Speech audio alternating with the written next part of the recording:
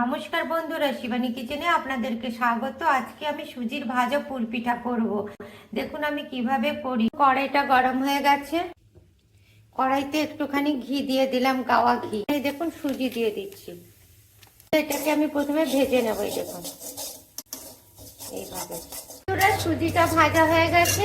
এবার আমি এর মধ্যে দেখুন নারকেল কোড়াটা দিয়ে দিলাম। দেখুন ভাজা হয়ে গেছে। আমি এই দেখুন গুড় দিয়ে দিচ্ছি, ঠিক আছে? দেখুন বন্ধুরা গুড়টা ফুটে এসছে। এবার এর মধ্যে গুঁড়ো আমুল দুধ দিয়ে দিলাম। এই দেখুন দিয়ে এইভাবে এটাকে আমি ঘেঁটে নেব।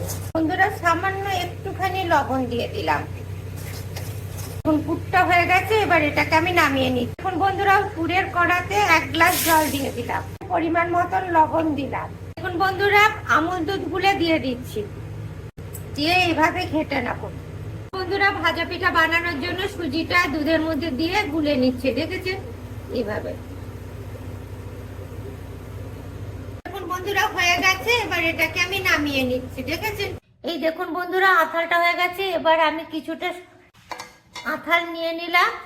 এই দেখুন বন্ধুরা একটুখানি ময়দা নিয়ে নিলাম, দিয়ে প্রথমে আমি এটাকে মুথে নেব।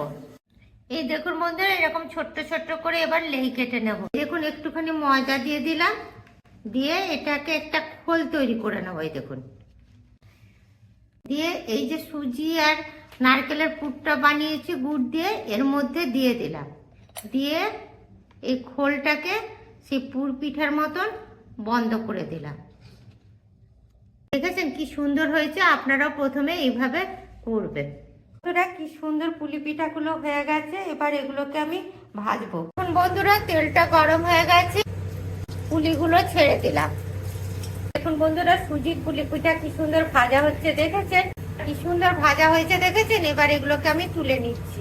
দেখুন বন্ধুরা কি সুন্দর সুজির ভাজা পিঠা হয়েছে, দেখেছেন?